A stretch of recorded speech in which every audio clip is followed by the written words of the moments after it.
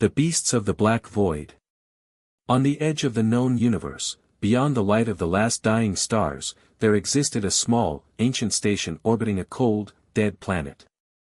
It was an outpost forgotten by time, where the past still breathed in the memories of its last remaining inhabitant. The station's halls, dimly lit and filled with a soft hum of old machinery, felt as though they too were on the edge of death. Deep within its metal walls, in a vast room that once functioned as a council chamber, an old Yaru elder sat in a hovering chair, watching the endless stretch of space outside a panoramic window.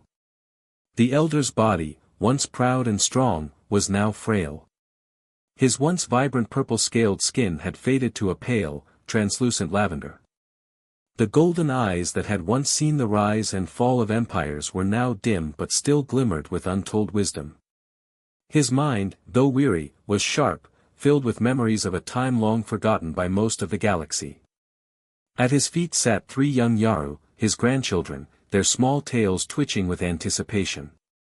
Each of them had the bright, glowing purple skin of youth, with curious golden eyes that matched their grandfather's, but theirs burned with questions rather than memories. The eldest of the 3, a boy named Irek, leaned forward eagerly. "Grandfather," he said, his voice brimming with curiosity, "tell us again about the humans. The beasts of the black void." The elder did not immediately respond. He let the question hang in the air, allowing the weight of those words to sink in. His eyes turned to the vast expanse of space before him, to the stars that twinkled like distant, ancient memories. "Ah, the humans," he began at last, his voice a soft rumble that carried with it the weight of centuries. "So many call them beasts, monsters, destroyers of worlds, but they were much more than that. They were something both terrifying and magnificent. What I tell you now, young ones, is not a simple story of war or conquest, it is the tale of power, ambition, and the fall of a species that sought to challenge the very fabric of the universe." The children leaned closer, hanging on every word. The old Yaru took a deep breath, remembering. "Long ago," he said, his voice distant, "before even the great empires of our time were born, humans were a race like many others. Small, fragile, and bound to a single planet called Earth. A modest world, tucked away in the corner of an unremarkable star system. For centuries, they lived in isolation, developing slowly, mastering only their own planet. But they possessed something that made them different from the countless other species scattered across the galaxy. They had an unbreakable will, a relentless desire to conquer the unknown."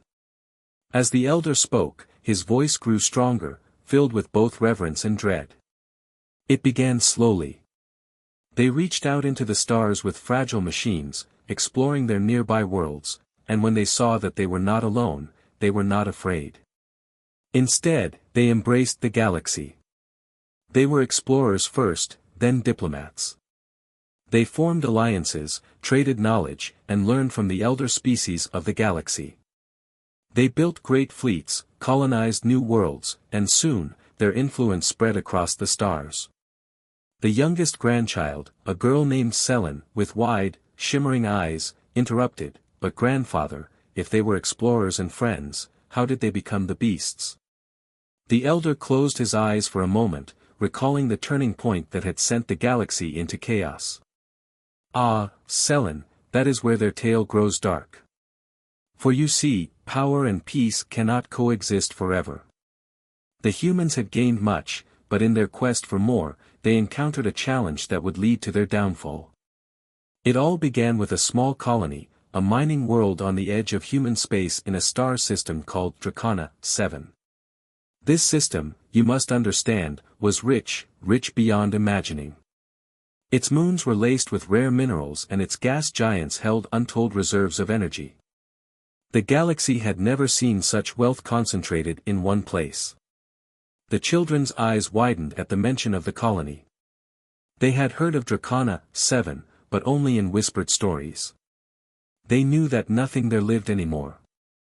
It was a place of ghosts and silence. "Our people," the elder continued, "the Yaru Dominion, we were strong in those days, perhaps too strong. The High Council saw the value of Dracana 7 and coveted it. They sought to pressure the humans to relinquish their claim, to turn over the riches of that system in exchange for peace and safety. But the humans, though still a relatively young race, refused. They would not be bullied or intimidated. So our High Council, in its arrogance, made a fatal decision. We launched a preemptive strike. We attacked the colony with the full might of our fleet.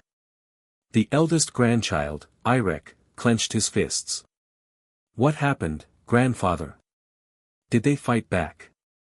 Oh, they fought back, the elder replied, his voice tinged with sorrow. But at first, it was nothing. Our ships, more advanced, more numerous, obliterated their defenses. We wiped out the colony, every man, woman, and child.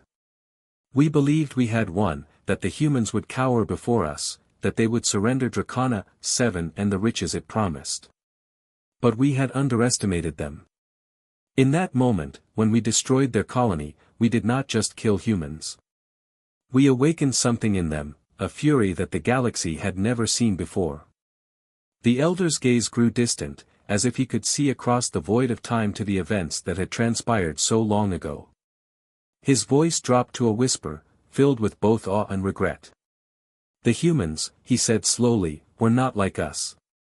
They were not bound by the traditions, the hierarchies, and the rules that governed the older races.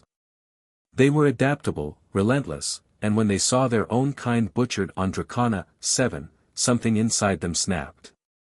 The old Yaru's hands trembled slightly as he spoke, his mind lost in the memories of what followed. At first, we believed they would sue for peace, that they would beg for mercy. But they did the opposite. They withdrew their forces, retreating deeper into their territory, and for a time, the galaxy thought that they were broken. But in their silence, they were planning. Preparing. And then, when they were ready, they struck back. He paused, letting the weight of his words settle over the children. The first sign of their return was subtle. Our deep space outposts began losing contact with the rest of the fleet. Ships sent to investigate never returned.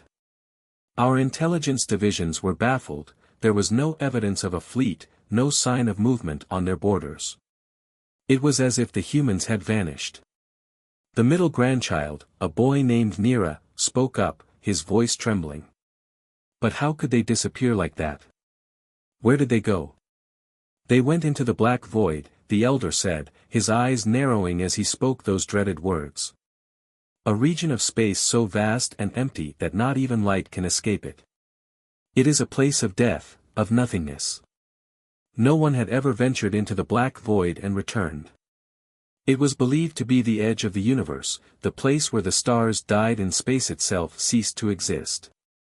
But the humans, in their desperation, went there. The room grew colder as the children imagined the endless, terrifying emptiness of the black void. What did they find there, grandfather? Selen asked, her voice barely a whisper. The elder's voice dropped even lower, filled with a mix of awe and fear. They found something no one could have imagined. Deep within the black void, they discovered a force, an energy older than the stars themselves. Some say it was a remnant of the universe's creation, a primal power that had been sealed away since the dawn of time. Others believe it was something darker, an entity, a consciousness that had existed long before the galaxy itself. Whatever it was, the humans unlocked it, and with it, they changed. The elder's hands tightened into fists as he continued. When they emerged from the black void, they were no longer the same. They had become something else, something far more dangerous.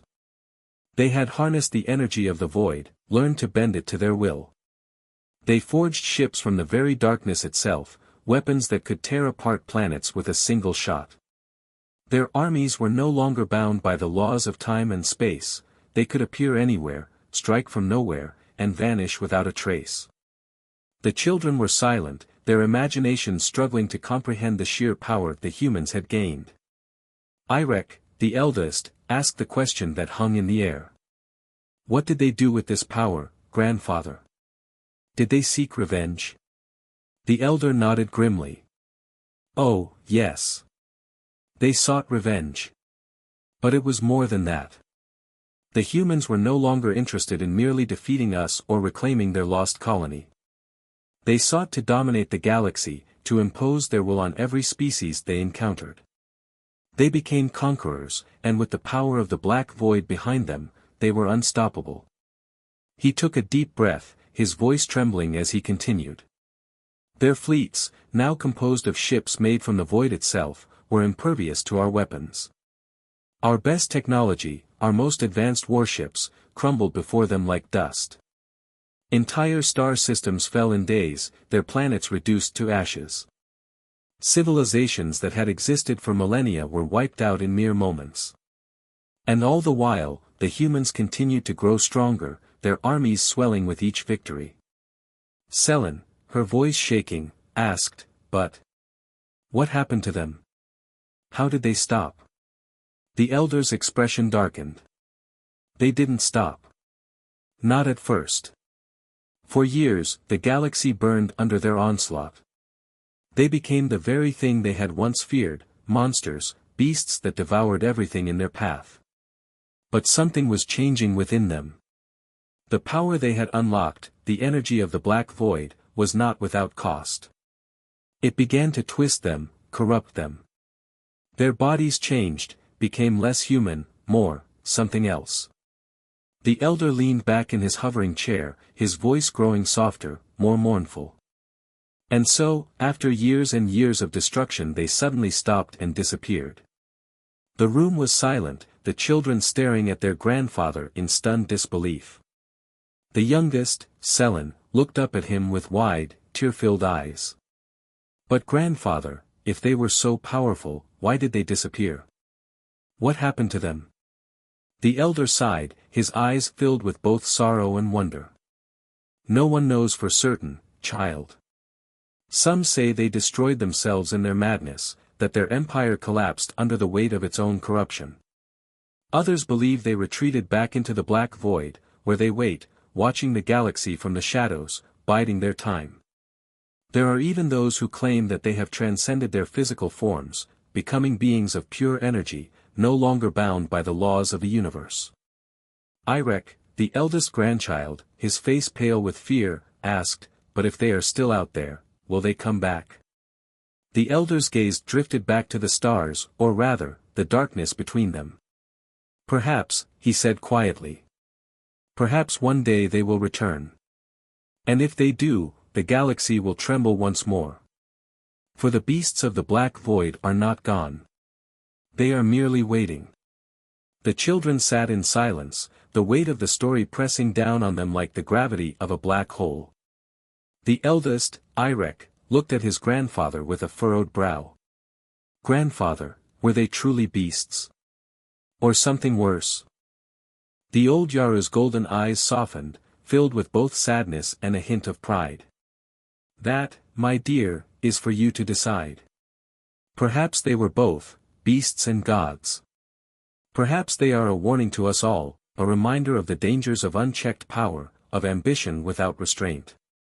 For power, in the wrong hands, can turn even the most noble into monsters."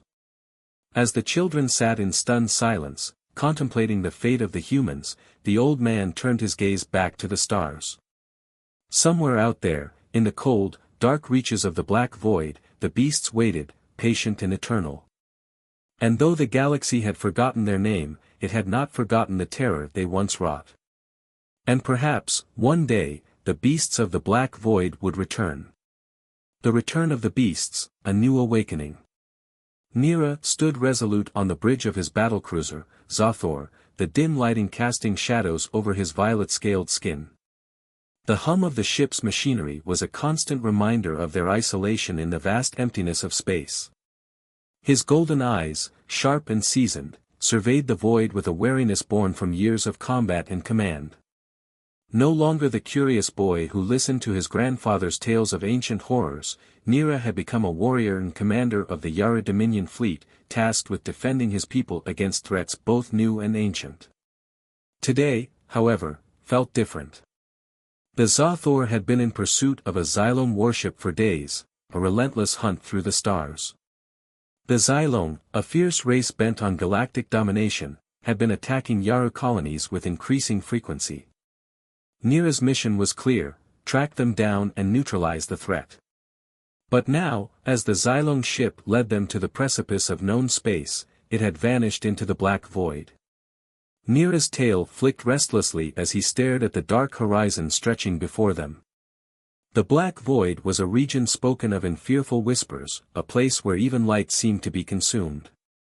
Legends spoke of ships and beings disappearing into its depths, lost to its inky embrace. This was the same void his grandfather had warned him about, where an ancient enemy had once gained unimaginable power. Commander Yalak, his first officer, approached, his face etched with concern. "Captain, the Xylong ship has crossed into the black void. We've lost them on the scanners." A cold knot of dread tightened in Nira's stomach. The risks of entering the void were well known, the legends were not mere stories but warnings. Yet, allowing the Xylong to escape meant certain doom for the nearby Yaru colonies. They had already decimated 3 worlds in this sector, and their thirst for destruction would not be quenched until the Yaru dominion was either enslaved or obliterated. "Bring us to the edge," Nira ordered, his voice steady despite the fear gnawing at him. "We'll follow them in." The crew, though efficient, moved with palpable tension. The mere mention of the black void unsettled them, and Nira felt it too. He had spent his life chasing shadows, always questioning if the tales his grandfather told were true. Today, he might find out. As the Zathor approached the swirling edge of the black void, the stars behind them flickered and dimmed. The ship's hull groaned under the strain of the void's gravitational anomalies. "Shields are holding, Captain," Yalak reported, though uncertainty laced his tone. "We're getting strange readings. It's like space itself is warping around us." Nira nodded, eyes narrowing. "Prepare for entry. Engage full shields and weapons systems." With a roar, the Zathor plunged into the black void. The moment they crossed the threshold, darkness enveloped them completely. The stars vanished, replaced by an eerie silence. Sensors scrambled, their readings useless amid the chaotic energies of the void. Nira could feel the pressure of the unknown, as if the very fabric of space was closing in around them. "Stay sharp," Nira instructed, his voice resolute. "We're not alone here." Minutes stretched into what felt like an eternity until something finally appeared on the sensors, faint, nearly imperceptible, but unmistakably present. "Captain," Yalak said, tension evident in his voice, "I'm picking up a signal. It's not the Xylong." Nira's gaze snapped to the display, his heart nearly stopping. The outline of a massive ship loomed ahead, dark and predatory, but distinctly non-Xylong. Its hull shimmered with the energy of the void itself. His mind raced back to the legends, to the name that had haunted his people for centuries. "Is that human?" Nira whispered, barely able to believe his eyes. The ship's identification marker flickered on the screen, confirming his fears. "USS Eternity. The beasts of the black void." Yalak murmured, disbelief thick in his voice. The stories were true. Nira swallowed hard, gripping the command console as if it were a lifeline. The humans, ancient beings who had once roamed the galaxy as explorers, conquerors, and monsters, had vanished into the void long ago, their power growing beyond comprehension. Now, after millennia of silence, they had returned.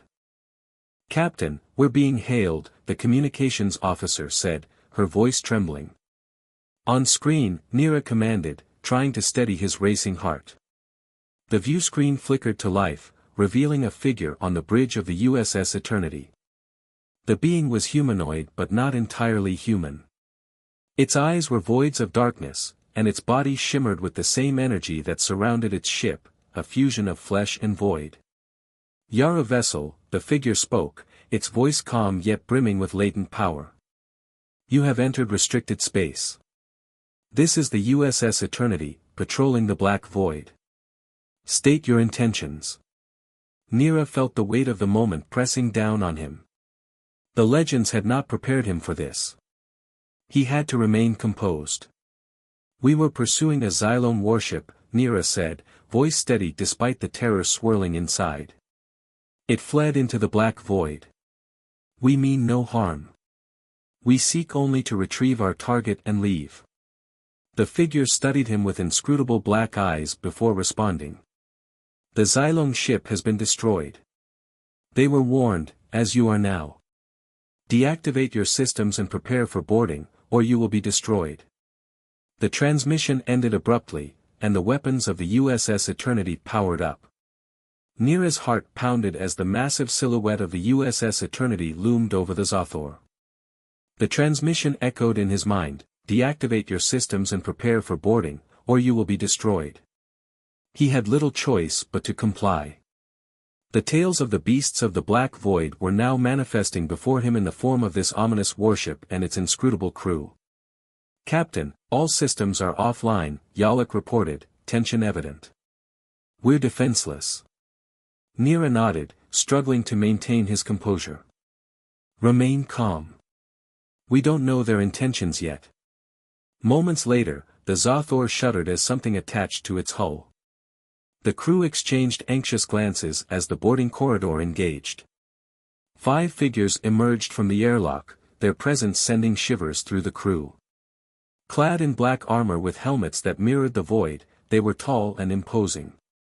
One figure stepped forward, voice resonating with a cold, mechanical distortion. "Who commands this vessel?" Nira stepped forward, voice steady despite the unease. "I am Captain Nira of the Zathor." The armored figure regarded him before nodding. "You will come with us." Without further words, Nira followed the figures through the docking corridor and onto the USS Eternity. The atmosphere shifted, and the ship felt alive with an ancient, pulsating power. They led him into a vast chamber resembling a command center. Holographic displays and arcane symbols hovered in the air. At the center of the chamber stood a figure without a helmet. His face was human but marked by deep scars and glowing cybernetic enhancements. His eyes, ice-cold and calculating, held the weight of centuries. "I am Commander Relan of the USS Eternity," the man said, voice a blend of authority and detached curiosity. "You have entered a restricted sector of the galaxy. This region has been under human protection for millennia. What brings you here?" Nira stood tall, even in the face of such overwhelming power. "We were chasing a Xylome battleship. We had no choice but to enter the void to retrieve them and return." Relan's gaze hardened. "The Xylome. We have observed their rise. They are a scourge upon this galaxy, but humanity has avoided direct confrontation until now." "Why avoid them?" Nira asked, curiosity piqued despite his fear. "With your technology, you could eradicate them." Relan's expression remained cold. "Yes, we could, but we have our reasons. Now that you are here, you have opened the door to others who may covet our technology. Power breeds envy, and envy breeds conflict. You must understand the implications." Nira's frustration was evident. "And what do you expect from me? Now that you are here, I will have to take you to our mother planet to talk to our council. Your crew will stay here with your ship until we return." After they left a message to Nira's ship, they suddenly disappeared. 5 minutes later, the USS Eternity appeared again next to a planet very similar to Earth. This planet was surrounded by hundreds of satellites and hundreds of warships that Nira had never seen before. Their technology was out of imagination. A wave of energy enveloped Nira and Commander Relan, transporting them in an instant to a grand hall. Before them stood 5 figures dressed in white, their presence exuding a calm, reflective light. Nira's heart raced as he faced the council, guardians of a power that had remained hidden for millennia. The reality of the beasts of the Black Void was now a tangible, daunting truth. Their presence was overwhelming, yet strangely calming. The chamber was grand, with intricate patterns of light woven into the walls, and the air was thick with an unspoken power that seemed to hum in harmony with the void. One of the figures, a woman with piercing, crystalline blue eyes and long silver hair that seemed to float around her like a soft mist, stepped forward. Her voice echoed through the chamber, not through sound but through a resonating presence that filled Nira's mind. "Captain Nira of the Yara Dominion, welcome. I am Aria, the voice of the council. You stand before the guardians of the Black Void, those who remain from the time before the galaxy as you know it. We are the keepers, tasked with safeguarding the balance between light and darkness. Your presence here is both unexpected and troubling." Nira swallowed hard, his mind struggling to grasp the weight of what was happening. The stories he had heard as a child now seemed to pale in comparison to the reality of standing before the remnants of the humans, no, the beasts of the Black Void. But they weren't monsters. They were something far more enigmatic, beings who had transcended their humanity yet retained some connection to their past. "I didn't intend to intrude," Nira began, his voice trembling despite his efforts to remain composed. "We were chasing a Xylong battleship. The Xylong is a brutal empire expanding aggressively through the outer reaches. My crew and I had no idea this region was under human protection, and we—" Aria raised her hand, and the energy in the room seemed to shift, cutting off his words gently but firmly. "We are aware of the Xylong, and their ambitions threaten not just the Yaru, but the stability of the entire galaxy. However, it is not their rise that concerns us, it is what your arrival in the void signifies." Another of the council, a tall man with jet-black hair and eyes as dark as the abyss, spoke next, his voice deep and resonant. "The Xylong are irrelevant. What matters is the fact that you and your ship passed into the void and survived. Few have done so, fewer still by accident. The void is a living entity, a force older than time itself. To traverse it without consequence is improbable." Commander Relan, who had stood silently beside him until now, turned his cold, calculating gaze on Nira. "Your arrival was not an accident, Captain. The void does not allow anything to enter unless it wills it. The fact that you made it this far suggests that something within the void wants for us to not stay hidden anymore." Aria's gaze was piercing as she asked, "Tell me, Captain, what do you know about our distant past?" Nira paused, considering the weight of her question. He knew only fragmented tales and lost records. "Not much," he finally admitted. "Our records about you were lost over time. The stories we have are mostly myths." Aria's lips curved into a faint, enigmatic smile. "Our history is indeed shrouded in mystery. As a species, we were once predators, driven by instincts and conflicts. For millennia, we waged wars among ourselves, committing numerous atrocities. It took us thousands of years to evolve, to suppress our most primal urges through reason and law. But those instincts never fully vanished. When threatened, they resurface with ferocity." Her expression grew somber. "This is why we chose to seclude ourselves from the galaxy. We feared that our presence would invite conflict. Yet, despite our efforts to remain hidden, your arrival here has altered that balance." Nira's irritation was evident. "And what is it that you want from me in all this?" Aria's eyes held a glint of resolve.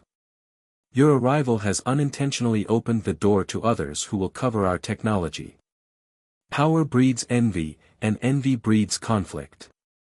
Other species will seek to provoke us, driven by the allure of what we guard." Nira absorbed her words, understanding the gravity of the situation. "So what am I supposed to do?" "Return to your people," Aria said, her voice firm. "Act as our ambassador. Your presence here has made it clear that we can no longer remain in the shadows. You will need to navigate the political and military challenges this revelation will bring. To assist you, 2 of our cruisers will escort you back to your home planet." Nira considered this, the weight of his new responsibility settling on his shoulders. "Very well, honored council. I will undertake this role, but I need assurances on how to get past the enemy ships to reach my planet." Aria's gaze softened slightly. "The cruisers will ensure your safe passage. Your mission now is to prepare your people for the changes ahead and to represent our interests as best as you can."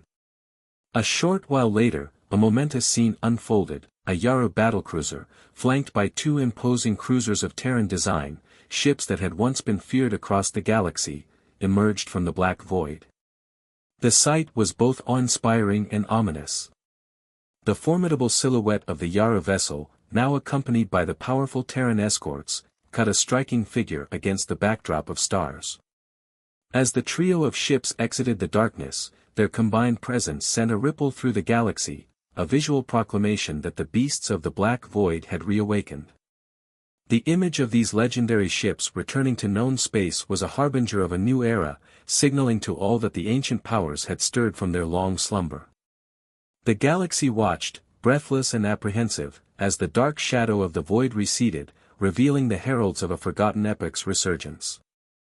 The journey back to the Yarrow mother planet, Astrea, was tense and silent. Nira stood on the bridge of the Zothor, flanked by two colossal Terran warships, their dark, ominous forms a stark contrast to the sleek Yarrow design.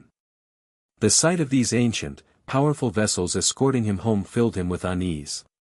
No Yarrow had ever seen a Terran ship in the flesh, let alone traveled beside one. His mind raced as Astrea loomed closer, its sapphire oceans and vast cities gleaming under the warm light of twin suns. Would his people see these Terrans as allies? Or devils from forgotten legends, who had returned to bring chaos to their doorstep? As they neared the planet, the Yarrow fleet began to form a defensive perimeter around them. He could almost hear the panic erupting in the control rooms below. Word would have spread quickly. Captain Nira was returning, flanked by warships that no Yarrow sensor had ever detected, belonging to a species thought to be lost to myth. "Captain, we're receiving transmissions from the High Council," Yaluk reported, his voice tense. "They demand an explanation." Nira exhaled, steadying his nerves. "Prepare for a planetary descent. Inform the Council that I will meet them immediately." The Zothor cut through the twilight atmosphere of the Yarrow mother planet, Astrea, flanked by two colossal Terran warships. The twin suns cast long shadows over the gleaming oceans and sprawling cities of the Yarrow homeworld, their sapphire domes and ivory towers symbols of a civilization that had flourished in relative peace. But today, the peaceful sky was disturbed by the ominous silhouettes of the Terran ships, a stark contrast to the sleek elegance of the Yarrow fleet, which had scrambled in response to the unprecedented arrival. Nira stood on the bridge, gazing at the planet below, his heart heavy with apprehension. He knew what awaited him, a council of proud leaders, shocked and incensed by his actions, and a decision that could determine the future of his people. The weight of it pressed on him, heavier than any battle he had fought. Bringing the ancient Terrans to the doorstep of Astrea was a gamble, one that could either save the Yarrow from annihilation or doom them. As the Zothor descended, transmissions bombarded them from Yarrow Command. The council was already in session. They demanded Nira's presence immediately, their tone seething with urgency.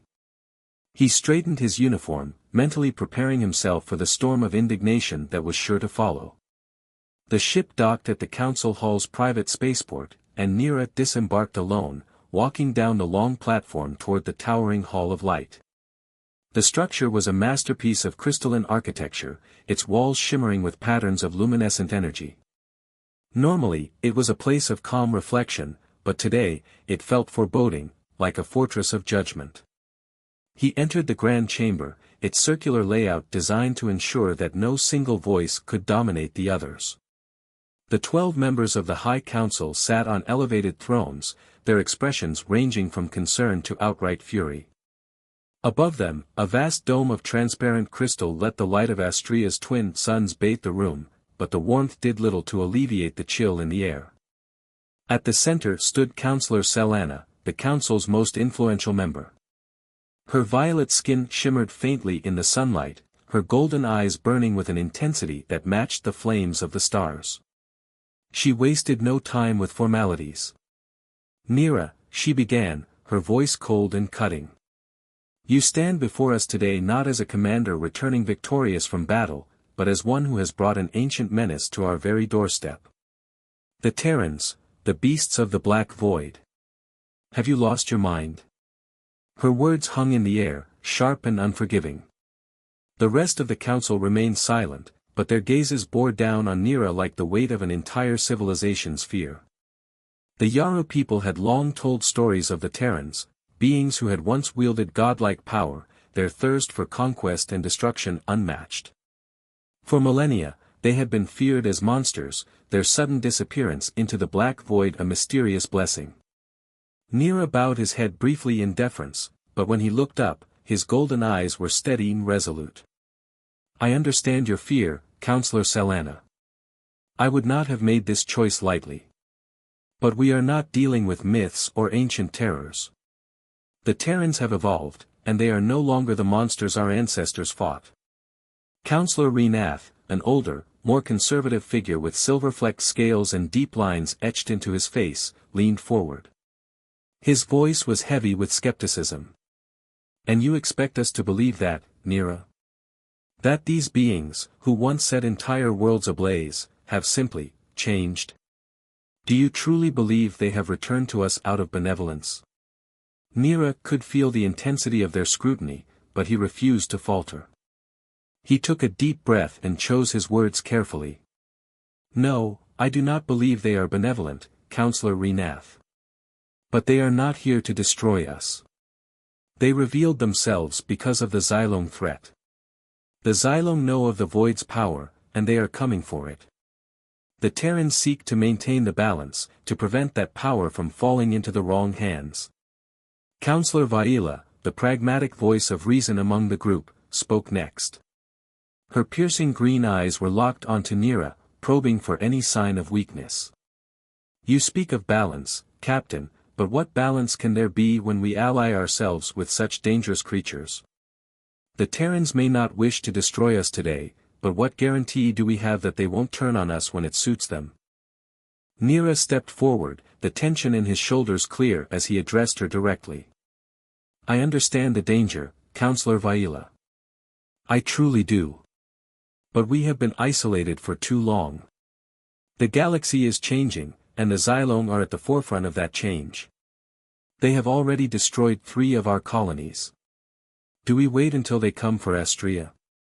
Do we wait until we are too weak to resist?"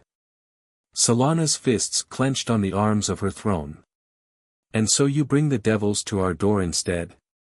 You have invited them into our space, into our lives, without so much as consulting this council. How dare you take such liberties?" Her voice cracked like a whip, and the anger in the room was palpable.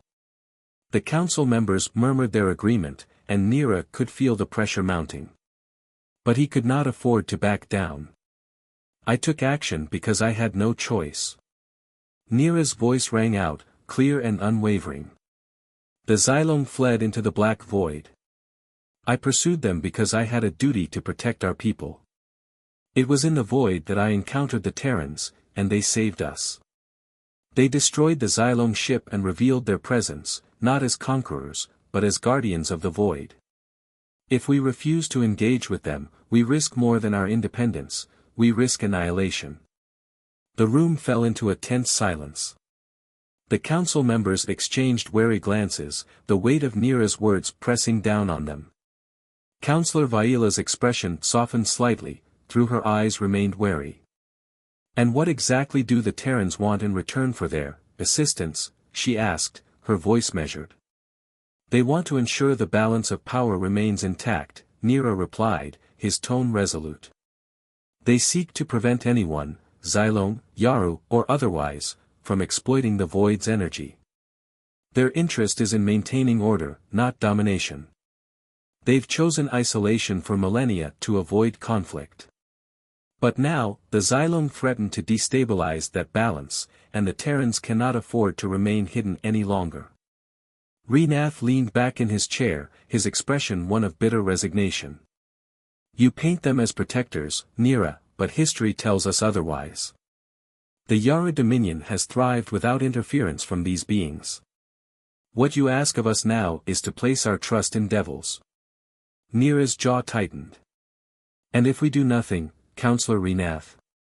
If we continue to cling to our isolation, what happens when the Xylong bring their fleets to Astria's doorstep?" The Terrans possess knowledge and power that could tip the scales in our favor. If we reject them, we are left to face the Xylong alone. And make no mistake, they will come for us. Counselor Solana's eyes flashed with fury. So you would have us bow to them? Sacrifice our sovereignty to creatures whose very existence threatens everything we stand for? Nira's voice dropped, filled with the weight of his responsibility. I would have us survive, Counselor. The Xylong have already burned 3 worlds to ash. Our people are dying. Our colonies are falling. If we do not act, there will be nothing left to defend. The chamber filled with a heavy silence as his words sank in. Nira could see the doubt flickering in Solana's eyes, though her defiance had not fully faded. Vaila remained thoughtful, her gaze shifting between Nira and the other council members. Finally, Counselor Vaila spoke, her tone calm but decisive. We cannot ignore the threat of the Xylong. Nor can we pretend that we are immune to the forces at play in this galaxy. But we must be cautious, Nira. We cannot afford to trust the Terrans blindly. Nira nodded, relief flooding through him. I do not ask for blind trust, Counselor. I ask for a chance to learn from them, to understand their intentions. They have already offered to help us, to protect us from the Xylong. Let us hear them out, before we condemn them. Solana's lips pressed into a thin line, her anger still simmering beneath the surface. But she could not deny the logic of his argument. With a reluctant sigh, she finally spoke. Very well, Captain. We will hear the Terrans out. But I warn you, if they prove to be the monsters of legend, I will not hesitate to act in defense of the Yara Dominion. Nira bowed his head, feeling a weight lift from his shoulders. Thank you, Counselor. I will arrange a formal meeting with their leaders. As Nira turned to leave the chamber, he could still feel the tension in the air, the lingering distrust that hung over the council like a dark cloud. But he had done what he came to do. The door to a potential alliance had been opened, and now it was up to him to see it through. The hum of the teleportation field dissipated as Nira reappeared in the familiar confines of the Zothor, the cool air of his own ship feeling almost like a bomb. As Nira stood in the transporter chamber of the Zothor, his mind raced with questions and uncertainties. The shimmering energy of the teleportation matrix hummed around him, preparing to whisk him away from the familiar confines of his ship to the cold, alien presence of a Terran vessel. He had been briefed only briefly. Commander Relan, captain of the Terran cruiser USS Eternity, had requested a private meeting to discuss the forthcoming delegation to the Yara Council. The prospect of hosting Terrans on Astria was already controversial, and Nira knew that every detail had to be carefully managed. He exhaled, centering himself as the teleportation sequence engaged. In a split second, the familiar world of the Zothor dissolved into a flash of white, replaced by the cold, sterile interior of the USS Eternity. The Terran cruiser was sleek and utilitarian, its corridors dimly lit with an almost eerie glow. The walls seemed to hum with a strange energy, something far older and more enigmatic than mere machinery. A pair of armored Terran soldiers awaited him as he materialized, their helmets reflecting the faint glow of the corridor's lights. Without a word, they gestured for him to follow. Nira's muscles tensed instinctively at the sight of them, but he forced himself to remain calm. This was no battlefield, though it felt like one in every other way. As they led him through the ship, Nira couldn't shake the strange sensation of being watched, not by the soldiers, but by the ship itself. The air was thick with a presence, something deeper than technology. It was as if the very fabric of the USS Eternity was alive with the energy of the void. Every step echoed in the quiet, amplifying his isolation within the cold metal belly of the ship. After several turns through the labyrinthine corridors, they arrived at a large circular chamber, a command room lined with holographic interfaces and intricate displays of data. At the center, standing with his back to Nira, was Commander Relan. He was tall, his posture rigid, his dark uniform trimmed with silver that caught the dim light. His hands clasped behind his back, and his presence dominated the room. The soft hum of the ship's systems was the only sound as Nira stepped forward. "Captain Nira," Rylan said, his voice calm yet commanding, as if he had been expecting him for hours. He turned slowly, revealing a face that looked more human than Nira had anticipated, scarred, yes, but the cold eyes that met his were filled with calculation, not malice. Nira inclined his head in acknowledgement. "Commander Rylan, I appreciate your invitation to discuss the matter of your delegation." Rylan gestured toward a raised platform in the center of the room where a circular table was projected as a hologram. "Please," he said, motioning for Nira to join him. "This is a critical moment for both our species. It's important we approach it with clarity." Nira stepped up to the platform, the holographic display shimmering as it zoomed out to show a detailed map of the galaxy, the black void prominent in its center. Nira couldn't help but feel the weight of the void pressing on the meeting, its unseen presence always there, lurking just beyond the edges of perception. "We need to ensure the Yaru Council understands the gravity of what's happening in the galaxy," Rylan began, his tone businesslike. "The Xylong are only one part of the problem. The void, it's not just a mysterious region of space. It's a living force, one that could reshape the galaxy if it were to fall into the wrong hands. We Terrans have kept it in balance for millennia, and that balance is starting to fracture." Nira's eyes flickered to the map. "I understand that the Xylong threat is real, but my people are hesitant.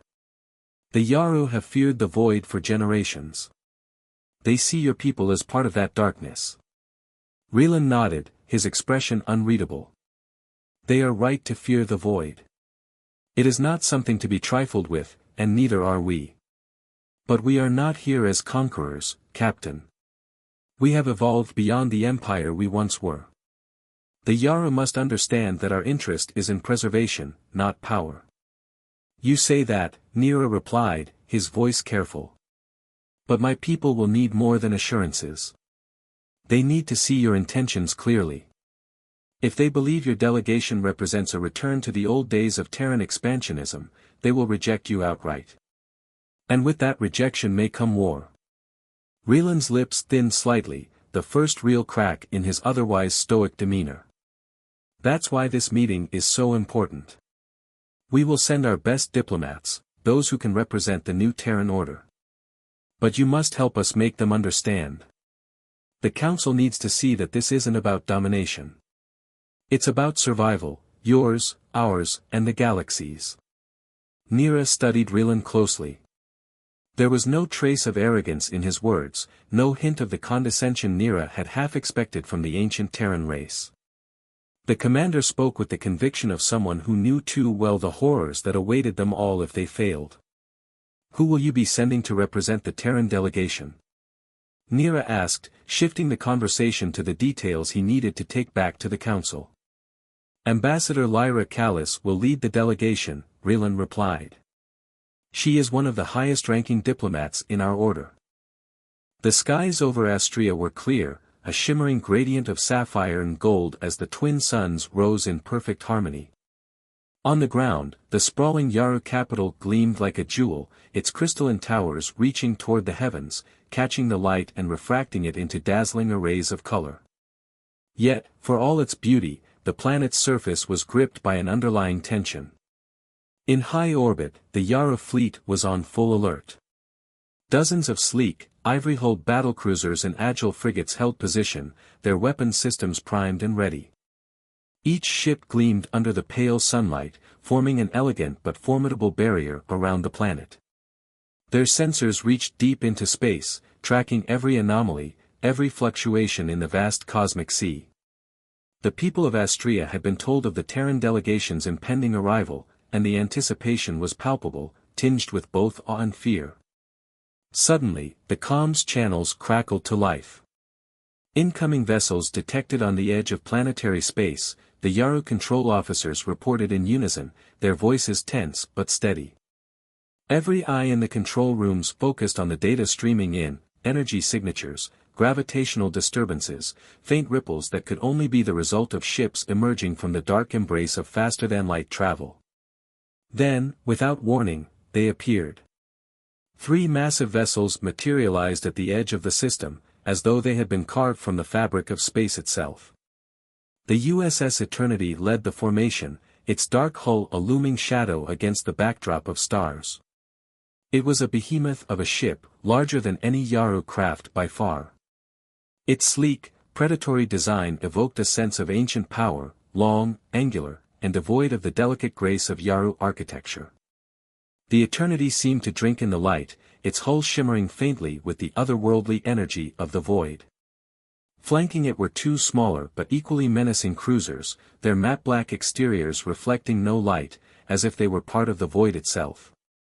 These ships bore no visible markings, no insignias, only the faint glimmer of energy fields rippling along their sides, barely perceptible to the naked eye. Their presence felt like a violation of the natural order, as though they had been summoned from a realm beyond the known universe. The Yara ships tightened their formation instinctively, and on the surface of Astrea, the tension mounted. Across the capital, people gazed upward, some through viewing ports, others through live holofeeds. The sight of the Terran ships was enough to send a chill through even the most hardened soldier.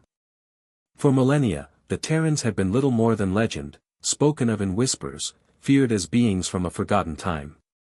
Now, those myths had become reality. A broadcast echoed through the planetary comms system. "This is Captain Nira of the Zathor, signaling the arrival of the Terran delegation. I repeat, the Terran delegation has arrived." Inside the council chambers, where Yaru leaders had gathered to witness the event, murmurs spread like wildfire. Counselor Selana, her sharp golden eyes fixed on the holodisplay before her, clenched her fists tightly. Her violet skin shimmered faintly in the light, betraying the inner turmoil she fought to contain. "They've come," she whispered under her breath, half in awe, half in dread. From the planetary surface, the USS Eternity appeared as a vast shadow, its size dwarfing the Yara ships that moved to flank it. Even from a distance, its sheer mass and the energy it radiated was unlike anything the Yaru had encountered before. It was as though the Terrans had harnessed the power of the void itself, the dark energy fields flickering like embers along the ship's edges. In orbit, the Yaru fleet maintained their positions, every sensor trained on the Terran vessels. The tension between the two forces was palpable, though neither side made any aggressive moves. The standoff felt like a delicate balance, one wrong signal away from erupting into chaos. Then, without fanfare, the lead Terran cruiser began its slow descent toward the planet. Its engines hummed with a deep, resonant thrum, felt more than heard, as though the ship's mere presence resonated through the very fabric of space. The Yaru fleet parted to allow the Terran ship passage, but their weapons remained powered, their movements sharp and disciplined, a silent warning that the Yaru were not defenseless. From the ground, the sight was awe-inspiring, and terrifying. As the massive cruiser entered the upper atmosphere, the glow of its energy fields shimmered against the planetary shield, casting eerie shadows across the cityscape below. The ship slowed as it approached the designated landing area near the council hall, its immense form blocking out a portion of the sky. In the council chambers, the tension reached its peak. All eyes were on the displays, watching as the Terran cruiser descended toward the landing platform that had been prepared in advance. The chamber's air seemed thick with anticipation, as if the planet itself held its breath. A soft chime echoed through the hall. The Terrans had landed.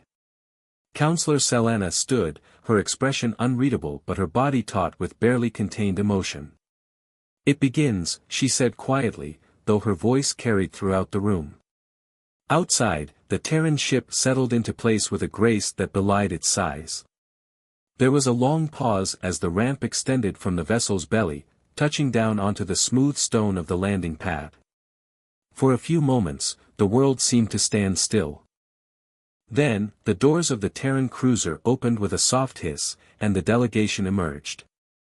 Leading them was Ambassador Lyra Callis, a tall, imposing figure draped in a long, black robe adorned with silver patterns that shimmered faintly in the light. Her dark hair was swept back, and her eyes, piercing and unblinking, seemed to drink in the scene before her. Behind her, two figures clad in black armor followed, members of the Void Council. Their presence was unsettling, their faces hidden behind helmets that mirrored the void of space, reflecting nothing.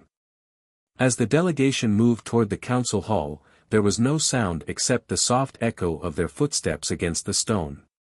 The Yara dignitaries awaited them at the base of the grand stairway, their faces set in stony masks of diplomacy, though the tension was palpable in every line of their bodies. Ambassador Callis inclined her head slightly, her expression unreadable. "We come in peace," she said, her voice soft but carrying the weight of millennia behind it. For a moment, no one spoke. The Yara delegation simply stared, as though struggling to reconcile the beings before them with the monsters of legend. Finally, Counselor Selena stepped forward, her golden eyes narrowing slightly as she regarded the Terrans. "Then let us hope your intentions match your words," she replied, her tone measured but cold. And with that, the two delegations turned and began the slow ascent into the council hall, where the fate of the Yaru, and perhaps the galaxy, would be decided. The Grand Council Hall of Astria was bathed in the soft, golden light of the twin suns filtering through its crystalline dome. The tension was palpable as the Yaru Council, seated in their elevated thrones, awaited the arrival of the Terran delegation. The chamber, usually a symbol of serene diplomacy, now felt like a battlefield of stifled emotions and heavy expectations. The tall, imposing figure of Ambassador Lyra Callis led the Terran delegation into the room, her dark robe adorned with silver patterns that shimmered faintly under the hall's lights. Behind her, two members of the Void Council, their faces concealed by dark helmets, followed with an air of stern professionalism. The subtle hum of the Terran's advanced technology was a stark contrast to the ethereal silence of the Yaru architecture. As the Terrans approached the central platform, the Yaru Council members stiffened, their eyes locked onto the newcomers with a mixture of wariness and curiosity. Ambassador Callis stopped at the base of the platform, her gaze sweeping over the council members with an almost imperceptible nod of acknowledgement. Counselor Selena, still visibly tense from their earlier confrontation, rose from her throne, her golden eyes flashing with a mix of defiance and cautious hope. "Ambassador Callis, you and your people stand before us, under extraordinary circumstances. What assurance can you give us that your intentions are not as sinister as the legends suggest?" Lyra Callis' voice was calm and measured, yet carried an undeniable gravity. "Counselor Selena, I understand your fears. The Terrans are indeed beings of immense power, but we are here not as conquerors but as guardians of balance. Xylome's aggressive expansion threatens not only your people but the stability of the entire galaxy." Counselor Renath, his skepticism apparent, leaned forward. "And what guarantees can you provide that your involvement will not lead to further conflict?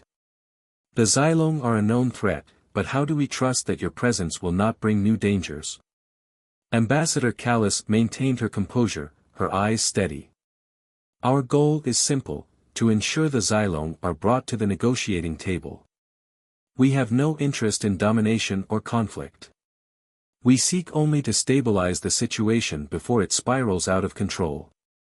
Our force is not for aggression but to act as a deterrent and a means of enforcement." Nira, who had remained silent until now, stepped forward to support the Terran ambassador's words. "The Terrans have the capability to compel the Xylome to negotiations. Their technology and strategic acumen are unmatched, and their involvement could be the key to avoiding further bloodshed." Counselor Vaila, known for her pragmatic approach, regarded the Terrans with a thoughtful expression. "If what you say is true, then your assistance could be crucial. But the terms must be clear. What do you seek in return for your intervention?" Lyra Callis inclined her head slightly, her voice resolute.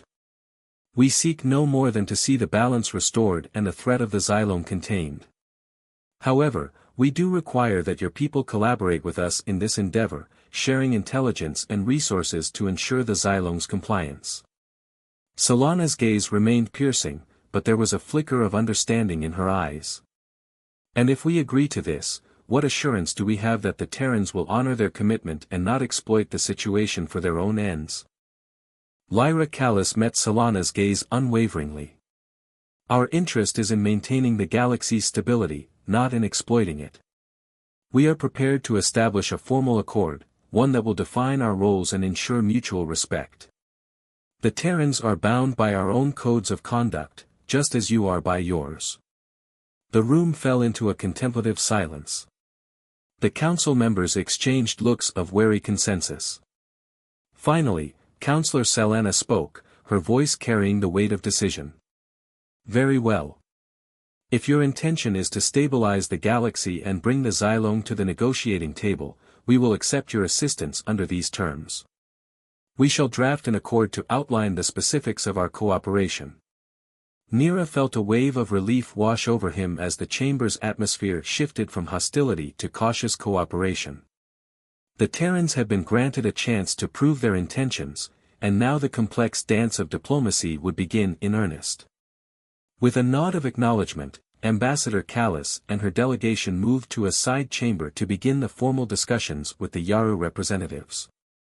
The fate of their worlds hung in the balance as the two sides prepared to navigate the treacherous path of alliance and mutual interest. As the final diplomatic exchanges took place within the council hall, the three sleek, imposing Terran cruisers silently departed from the orbit of Astrea. Their departure was almost imperceptible, a mere ripple in the vastness of space. The cruisers, named Invictus, Vigilance, and Peregrine, moved with an eerie, predatory grace. Their metallic hulls, darkened by the void of space, seemed to blend into the cosmic backdrop, their powerful engines creating a subtle glow as they accelerated away from the peaceful planet below. Inside the command center of the Invictus, Captain Elena Drake stood at the helm, her gaze fixed on the holographic star map that displayed their current trajectory. Her crew, a mix of experienced officers and tactical specialists, operated with precision as they executed the orders given. The room hummed with the sound of advanced technology and the low murmur of strategic discussions. "Captain, we've cleared the orbital perimeter," reported Lieutenant Commander Harper, his voice steady despite the gravity of their mission. "Course set for the Xylome sector." Drake nodded, her expression one of steely resolve. "Good. Maintain our current velocity and prepare for engagement protocols. The Xylong have already shown their aggression, it's time we put a stop to their expansion." Across the void, the Vigilance and Peregrine followed closely, their own command crews working in tandem to ensure the mission's success. On the Vigilance, Commander Rhiannon Cole monitored the interstellar communications channels, listening for any sign of Xylong activity. Her face was illuminated by the soft, pulsating glow of tactical readouts, her eyes sharp and alert. The void of space stretched out endlessly, a boundless expanse of darkness dotted with distant, shimmering stars. The Terran warships, Invictus, Vigilance, and Peregrine, moved through this cosmic ocean with an imposing, purposeful grace. Each cruiser was a testament to human engineering prowess, their sleek forms bristling with advanced weaponry and shields. On the bridge of the Invictus, Captain Callum Hayes stood at the forefront, his eyes fixed on the tactical display. The holographic image before him projected a flurry of data, depicting the positions of enemy Xylong fleets, each represented by a cluster of red dots. A stern frown creased Hayes' brow. "Commander, we're detecting increased activity from the Xylong," an officer reported, breaking the silence. "They're mobilizing their forces."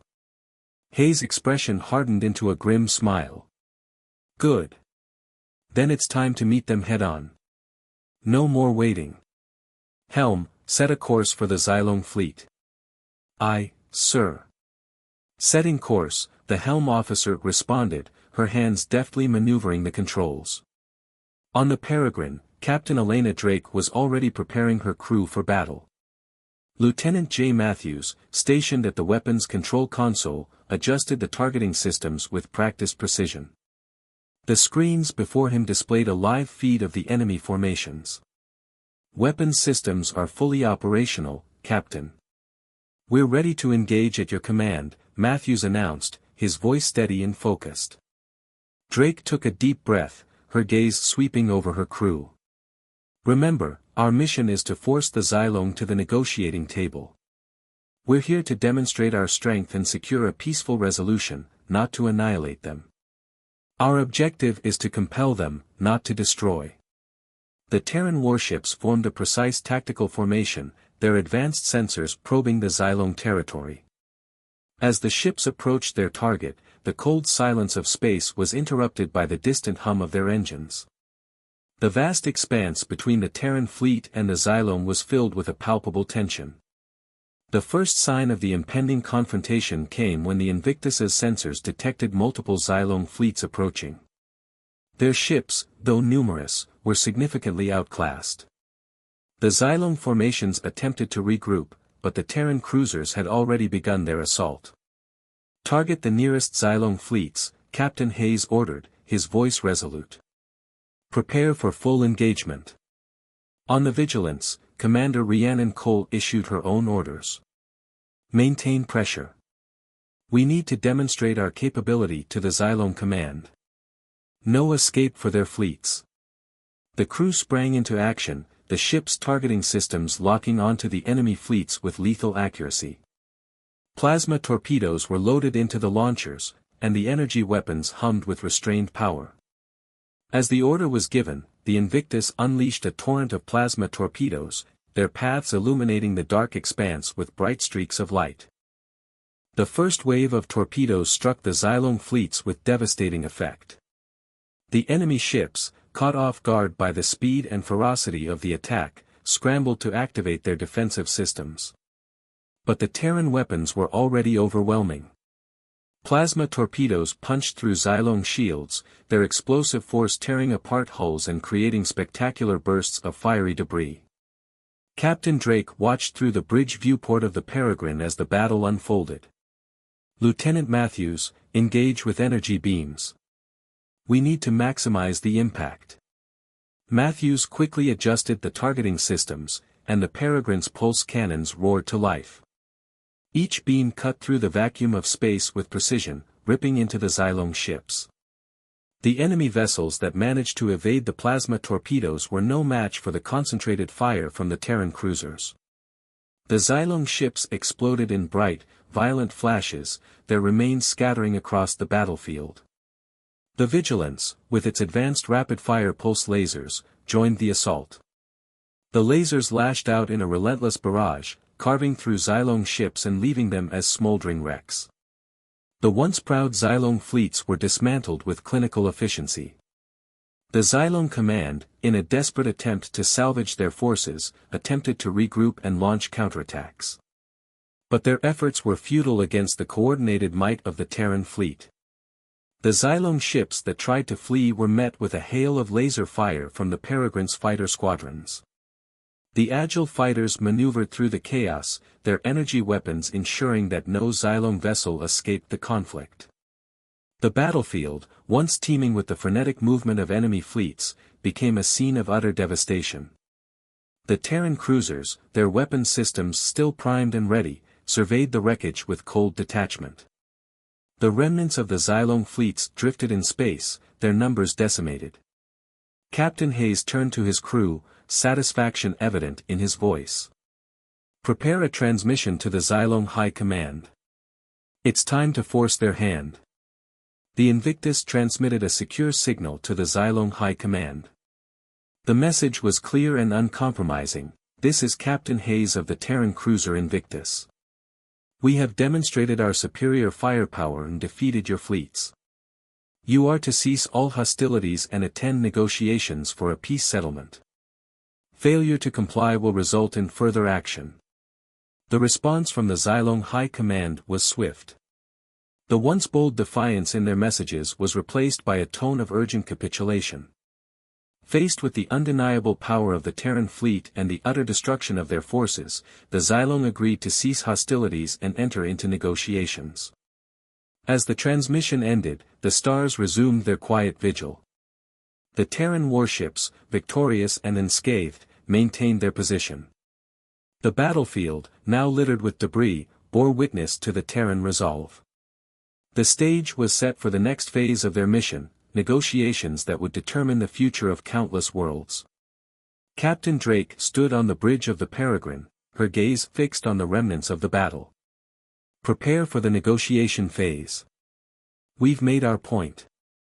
Now it's time to ensure that peace is achieved on our terms. The Xylong High Council chamber was a grand, imposing space, its architecture a testament to the might and grandeur of the Xylong Empire. Deep-set lights cast an eerie glow on the intricate carvings and the imposing statues of ancient Xylong warriors that lined the walls. The atmosphere was thick with the scent of ozone and the low hum of the chamber's climate controls, meant to accommodate the Xylong's cold-blooded physiology. The council members, a collection of the most powerful and influential leaders of the Xylong race, were seated in a semicircle before a holographic display. The display showed a galaxy map, with the Xylong Empire highlighted in a sickly green hue. The space around them was busy with data feeds, intercepted communications, and battle reports. The mood was one of palpable anxiety. Chancellor Varek, a figure of imposing stature with scales that glimmered like burnished metal, paced before the holographic display. His movements were deliberate, his gaze fixed on the projections that flickered in front of him. His every step resonated with the weight of his authority and the burden of the looming crisis. He was known for his ruthlessness and strategic brilliance, but today, even his formidable demeanor was marred by the tension of their current predicament. A soft chime echoed through the chamber, signaling the arrival of a new transmission. The chamber fell into an expectant silence as an aide approached, their expression a mix of trepidation and urgency. Chancellor Varek, the aide announced, "We've received an urgent transmission from the Terran fleet." Varek's eyes narrowed, his tail flicking with irritation. "Put it through." The aide complied, activating the holographic projector. The image of Captain Callum Hayes of the Invictus materialized, his stern face and crisp uniform radiating an air of uncompromising authority. The hologram was projected in high resolution, making it almost seem like Hayes was physically present in the chamber. "This is Captain Callum Hayes of the Terran cruiser Invictus," Hayes began, his voice carrying the weight of authority and the promise of swift retribution. "To the Xylong High Council, you have been shown the strength of the Terran fleet and the futility of resisting our advance.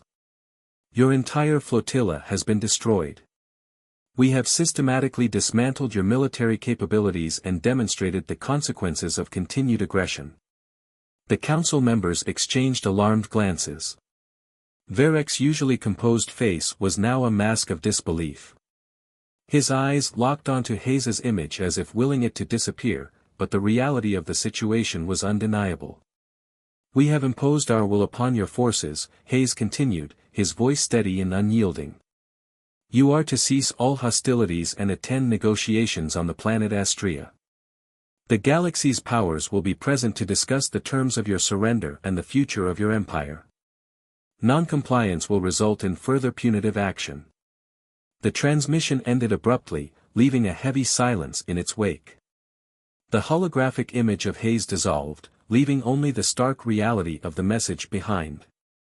Varek's tail lashed with agitation, and he turned to his closest advisors, their faces etched with worry.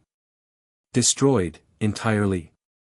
Varek's voice was a strained whisper, but it carried the weight of his disbelief. He paced the room, his thoughts racing. "Our entire flotilla. How could we have underestimated them so gravely?" One of his senior advisors, a tall Xylome with a scarred visage and an air of grim determination, spoke up. "Chancellor, the reports indicate that the Terran cruisers engaged us with overwhelming firepower. Their weapon systems outclass ours by an order of magnitude. We were caught off guard and unable to mount an effective defense." "Then we have no choice but to comply," another council member interjected, her voice trembling. "The Terran's power is beyond anything we anticipated. Continuing our resistance would be suicidal." Varek clenched his fists, the scales on his arms bristling with tension. "Prepare the delegation for Astria. We will go to these negotiations. We have no alternative." The decision was made with a grim finality. The Xylong representatives, their usual confidence and arrogance replaced by a heavy sense of defeat, began preparations for their journey to Astria. The realization of their dire situation was reflected in their movements, quick, yet weighed down by the gravity of their predicament.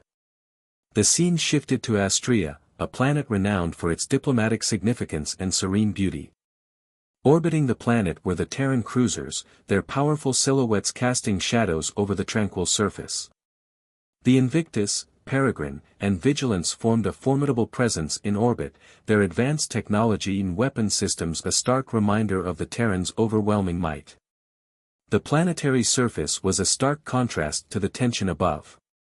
Astrea's landscape was characterized by lush, rolling meadows, clear azure waters, and sprawling, tranquil forests.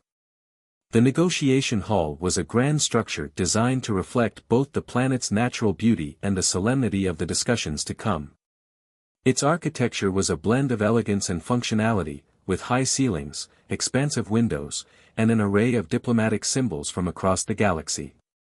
As the Xylon delegation descended onto Astrea, their transport shuttles, sleek and menacing, were met by a contingent of Terran and galactic diplomats. The contrast between the imposing Xylon figures and the more diverse representatives from various galactic factions was striking.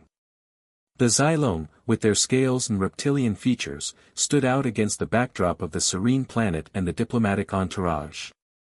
Captain Hayes and Captain Drake, flanked by their senior officers, awaited the arrival of the Xylon delegation. Hayes's expression was a mixture of resolve and controlled anticipation. Drake stood beside him, her posture conveying readiness and authority. As the Xylon representatives disembarked, their expressions were a mix of resignation and grim determination. "Welcome to Astrea," Hayes greeted, extending a hand in a formal gesture. "We trust you understand the significance of this meeting and the conditions under which it has been called." Chancellor Varek, flanked by his advisors, accepted the gesture with a nod, his usual arrogance replaced by a weariness that spoke volumes. "We have been given no choice but to comply. Let us proceed with the negotiations." The grand negotiation hall, filled with representatives from across the galaxy, buzzed with a quiet intensity. The room was designed to accommodate the diverse array of species and to facilitate open and productive discussions. The representatives from the galaxy's various powers were seated, their expressions reflecting the gravity of the situation. As the Xylon delegation took their seats, the negotiations began. Captain Hayes, Captain Drake, and the other key figures prepared to address the Xylon, their intentions clear. The outcome of these discussions would shape the future of the Xylon Empire and the balance of power in the galaxy. The Grand Council room on the planet Astrea was a striking contrast to the serene landscape outside. The chamber's high vaulted ceilings and sweeping arches spoke to its intended grandeur, but today, the atmosphere was charged with tension. The room was alive with the clamor of heated debate. Chancellor Varek of the Xylon stood rigidly, his eyes narrowing as he faced his counterpart, High Chancellor Koran of the Yaru. The Yaru were a proud and formidable species, their lithe, angular forms and piercing eyes reflecting their formidable intellect and long history of diplomacy. Koran's expression was a mask of stern resolve, his every gesture measured and deliberate. "You cannot expect us to concede to such terms." Varek's voice was a thunderous growl, his scales bristling with agitation. "The Xylon Empire has been brought to its knees by these Terran demands. We will not accept terms that undermine our sovereignty and our place in the galaxy." Koran, his voice calm but unwavering, responded with equal fervor. "And yet, you must understand that the Terran demonstration was not just a show of force but a calculated move to maintain balance. The Yaru have suffered losses, and our people are demanding security. To oppose these terms would risk further instability." The debate had reached an impasse. Both leaders had valid points, and their respective people's concerns were being laid bare. The Yaru sought assurances and stability in the wake of the Terran threat, while the Xylon clung to their dignity and the remnants of their former power. Across the room, representatives from other galactic powers watched with a mix of interest and frustration. The diplomatic hall, designed to facilitate open dialogue, now buzzed with murmurs of discontent. The various species present were keenly aware that the resolution of this conflict would significantly impact their own interests. Ambassador Lyra Callis, a seasoned diplomat known for her tact and ability to navigate complex negotiations, observed the standoff with growing concern. She had been tasked with overseeing the negotiations and ensuring that all parties reached a resolution that could restore peace and stability. The progress was slow, and the tension in the room was palpable. Rising from her seat, Ambassador Callis intervened, her voice cutting through the din of the argument. "Gentlemen, if I may," she said, her tone firm but measured, "it is clear that we are at a critical juncture. The discussions have reached an impasse, and further arguing will not benefit any of our peoples." Varek and Koran, both caught in the throes of their debate, paused and turned toward Callis. The room fell silent, every eye focusing on the diplomat. "I propose a break of 2 hours," Callis continued, "to allow everyone time to reflect, regroup, and consider the perspectives that have been shared. This time will also provide an opportunity to reassess our positions and strategize on potential compromises." Her proposal was met with a mixture of relief and reluctance. The Xylong and Yaru leaders, though still wary of each other, recognized the need for a temporary cessation of hostilities. The opportunity to step back from the heated exchange and approach the negotiations with a clearer mind was an option they could not ignore. Varek's gaze remained steely, but he nodded curtly. "Very well, Ambassador. We will take your suggested break." Koran, maintaining his composed demeanor, also agreed. "A break may indeed be beneficial. We shall reconvene in 2 hours." As the representatives began to disperse, a sense of tentative relief settled over the council room. The opportunity for reflection and recalibration was welcomed, even if it was uncertain whether it would lead to a resolution. Ambassador Callis watched as the leaders and their aides exited the chamber. After that, Ambassador Callis swiftly made her way to a secluded side chamber. The room was sparsely furnished but functional, designed to provide privacy in the midst of the diplomatic chaos. With practiced efficiency, she retrieved a small, sleek device from her pocket. The device was a state-of-the-art communication tool, capable of sending encrypted transmissions across vast distances with minimal risk of interception. Callis activated the device, its holographic interface flickering to life. She input the secure frequency for the Terran Supreme Council, her fingers moving with purpose. The transmission, though sent in secret, would carry vital information about the current negotiations and the ongoing stalemate between the Xylong and Yaru. After sending the transmission, Callis took a moment to compose herself. With a swift movement, she activated the teleportation device strapped to her wrist. A soft hum filled the room as the device's fields enveloped her. The sensation of displacement was brief but disorienting, and then, with a flash of light, Callis found herself aboard one of the Terran warships orbiting Astria. Captain Drake, standing amidst the flurry of activity, stepped forward to greet her. "Ambassador Callis, if you are here, it means that the time has come." Callis nodded, her expression serious. "That we now just have to wait for the council's answer," she answers coldly. The wait wasn't long. A brief transmission flickered on the screen, and Captain Drake's eyes narrowed as he absorbed the message. The answer had come. With a slow, deliberate motion, Drake leaned back in his command chair. His gaze drifted upwards to the ceiling, as if contemplating the weight of what was about to unfold. A smirk pulled at the corner of his lips. "History," he murmured, "will remember this day. The first page of a new era is about to be written, by us." He let the words hang in the air for a moment before his expression hardened. His eyes, once filled with quiet satisfaction, transformed into the cold, predatory stare of a man fully committed to his mission. All traces of warmth drained from his features, replaced by the ruthless determination that had carried him through countless battles. Without hesitation, Drake activated the communication link to the other Terran ships. His voice was calm, measured, yet laced with the iron resolve of vengeance. "Gentlemen, the time has come to avenge our ancestors. You know your targets. At my signal, open fire." The transmission ended, leaving the bridge in a heavy, charged silence. 2 minutes passed, each second ticking by like a drumbeat of impending destruction. Then, as one, the weapon systems of all three Terran cruisers roared to life. Beams of searing energy and torrents of missile fire poured forth, cutting through the cold void of space like blades through flesh. The assault was precise, calculated, nothing was left to chance. Any ship, satellite, or station in their path was torn apart with ruthless efficiency. But this was only the beginning. As the smaller targets disintegrated in the wake of the attack, the main objective loomed ahead, the planet itself. Astrea, the seat of power for the Galactic Council, where the most influential leaders of the galaxy had gathered, stood defenseless before the Terran fleet. "Target the planet's core," Drake ordered, his voice devoid of emotion.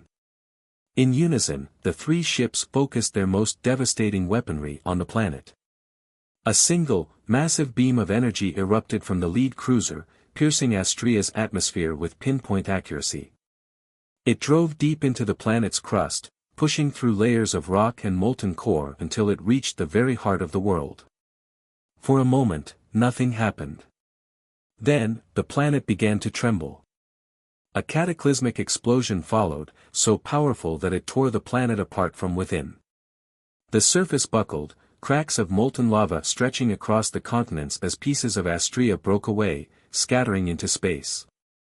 In a flash, the entire world collapsed, disintegrating into a cloud of debris and fire.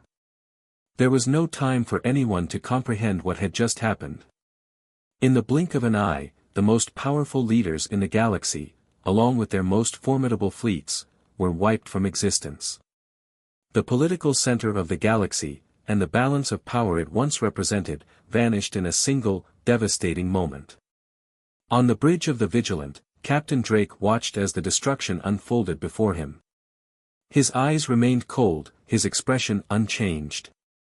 The mission was complete. In the quiet that followed, he stood, his voice carrying the weight of what had been accomplished. "Send the message to the Terran command. It's done." With the destruction of Astrea complete, the three Terran warships vanished into the dark, accelerating toward Area 30, the mysterious entrance to the Black Void, the place from which they had emerged, vengeful and unstoppable. The galaxy was left in stunned silence, a void of disbelief and horror in the wake of the devastation. Moments later, every communication channel across the galaxy, from the most remote colony to the heart of every empire, flickered to life. The face of Area, the head of the Terran Council, appeared on screens, her eyes cold and unyielding, her presence commanding. "Citizens of the galaxy," she began, her voice carrying a chilling calmness that belied the weight of her words, "I am Area, head of the Terran Council. 2,000 years ago, the Yaru Empire launched a brutal, unprovoked assault on our people. They forced us to fight for our very existence, driving us to the brink of annihilation. In our darkest hour, the remnants of our once great civilization fled, into the Black Void, a place beyond the reach of light and stars." She paused, her gaze unwavering as the transmission continued. "For 2 millennia, we suffered in that darkness. Cut off from the galaxy, from the light of the stars, from the warmth of our homeworlds. Our ancestors turned in their graves as billions of our innocent people were slaughtered, erased by the cruelty of our enemies. But we did not die. No, we endured. In the depths of that void, we rebuilt, stronger than ever before. And now, we have returned." Her voice grew harder, colder, like the edge of a blade. "Today, justice has been served.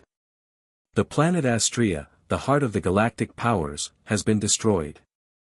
Their leaders, those who thought themselves untouchable, are no more. This is only the beginning. To those who stand with us, who submit to the new order, you will survive. But to those who resist, you will be erased. Just as our ancestors were. Just as Astrea was." As her final words echoed across the galaxy, the transmission ended. But before the stunned populations could process what had been said, a new sight filled the skies. From every corner of space, from hidden outposts and secret Terran strongholds, hundreds of warships surged into view. Battleships, heavy destroyers, light cruisers, and massive transporters emerged from hyperspace, a tidal wave of steel and firepower. The armada seemed endless, blotting out the stars as it spread across the horizon. The sheer scale of the Terran fleet was unimaginable, dwarfing anything the galaxy had ever seen. It was an unstoppable force, a fleet built for war, built for domination. The message was clear. The Terrans had returned, not as the scattered remnants of a once great race, but as conquerors. The galaxy would either submit to their will, or face complete annihilation. The silence that followed was more terrifying than any battle. In every corner of the galaxy, leaders, citizens, and soldiers alike understood that a new era had begun. The Terran dominion had risen, and with it came the promise of either survival under their iron grip, or total destruction. The stars themselves seemed to tremble as the Terran fleet continued its advance, the sea of ships moving as one toward their next target. Nira sat huddled in the cold, damp cell, his mind a whirlwind of guilt and horror. He had witnessed the destruction of Astria like the rest of the galaxy, but unlike them, he bore the weight of knowing he had played a part in bringing this nightmare to life. As a special ambassador to Terra Nova, the lone Terran colony in the Black Void, Nira had believed he was fostering peace, not ushering in the apocalypse. Now, the galaxy was in flames, and he sat in chains, tormented by the magnitude of his mistake. He wept silently, his body racked with guilt. Every tear that fell felt like another soul added to the weight of his conscience. The vision of the exploding planet replayed in his mind, Astria reduced to a fiery, lifeless sphere, its leaders, the galaxy's most powerful figures, obliterated in an instant. And Nira, the man who had once stood for peace, was now imprisoned by the very Terrans he had tried to understand. Suddenly, the rhythmic sound of footsteps echoed through the dark corridors of the dungeon, slow and deliberate. The shadows shifted, and a figure emerged from the darkness, Aria, the head of the Terran Council, the orchestrator of everything that had transpired. She moved with quiet authority, her presence cold and imposing as she came to a stop in front of Nira's cell. Nira's anguish turned to fury. He surged forward, gripping the metal bars of his cell with white-knuckled hands, screaming, "Monster!" His voice cracked with desperation, raw with the weight of his emotions. "You're a monster." Aria tilted her head, her eyes gleaming with cruel amusement. "Monster," she echoed, her voice a blade of ice, cutting through the air. "What do you know of monsters, Nira? What do you know of suffering? You make me laugh with your ignorance, and your hypocrisy." Her cold words pierced through him, but Nira was too consumed by his rage to let them sink in. "You destroyed everything," he shouted. "You've doomed the galaxy. Millions, billions, are dead because of you." Aria's expression didn't change. Her gaze remained fixed on him, unblinking, as if she were staring down an insignificant insect. "Let me tell you something about the galaxy, Nira," she said, her voice still eerily calm. "For 2,000 years, we watched from the shadows. 2,000 years of suffering in the Black Void, exiled by the galaxy we once ruled. And in all that time, nothing changed. The strong preyed on the weak. The powerful enslaved the helpless. Empires rose and fell, all fueled by greed, ambition, and violence.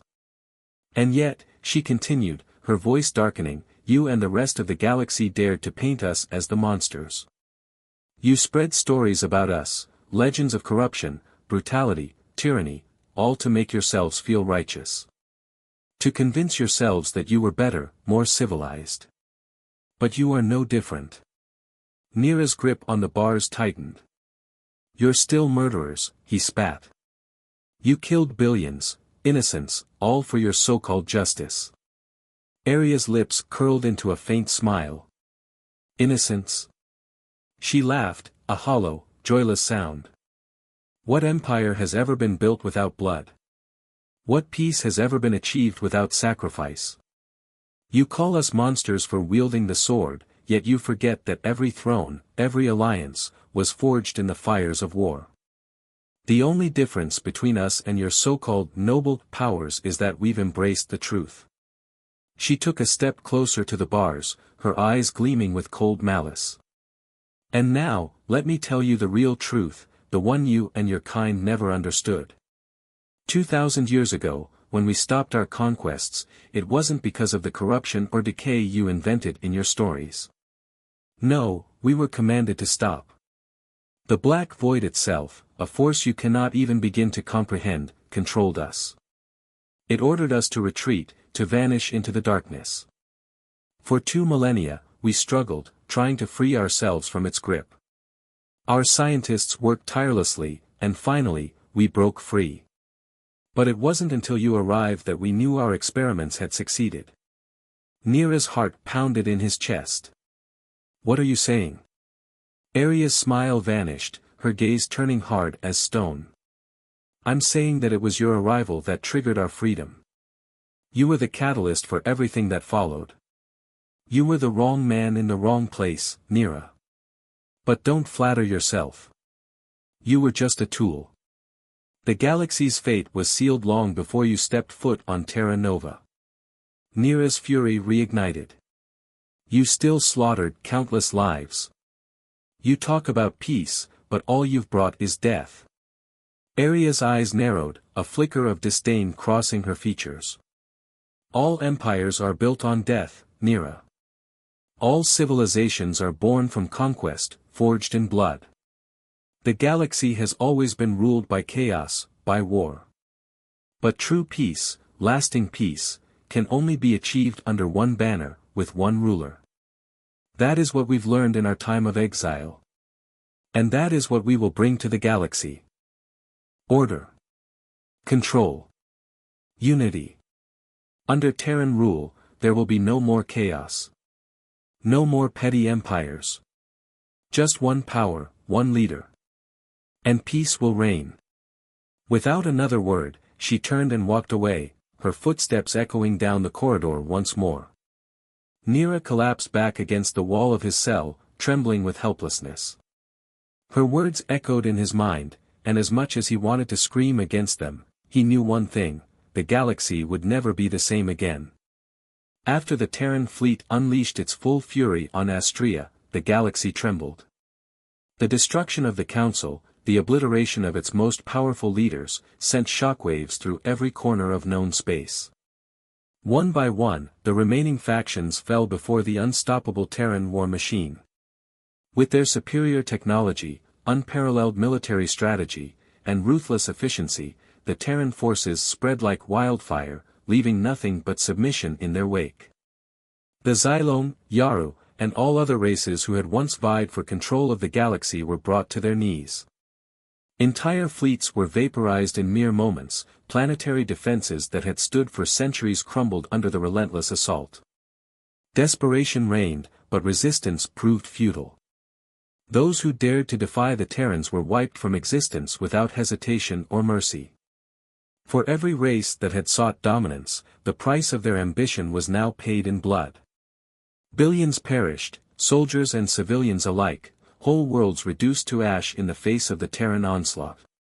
But as the galaxy fell into the iron grip of the Terrans, something unexpected happened. The fighting stopped. As the last flickers of resistance were snuffed out, the galaxy finally knew peace. Under the banner of the Terran Dominion, the relentless conflict and chaos that had plagued the galaxy for millennia were replaced by an era of stability. No more wars. No more rivalries. The galaxy, once fractured by the ambitions of countless empires, was now unified under a single rule. With that unity came an unprecedented period of prosperity. Trade routes flourished, technologies advanced at an accelerated pace, and interstellar travel became safer than it had ever been. The resources of the galaxy, once squandered in endless conflicts, were now harnessed for collective progress. Star systems that had been ravaged by war were rebuilt under the guidance of Terran leadership, transformed into thriving hubs of commerce and culture. For the first time in history, the galaxy was at peace. The end. The moral of this story: a predator can change his shape and dress in different clothes, but he will remain a predator. If you liked this video, please subscribe to my channel and press the like button, it helps me a lot, thank you very much.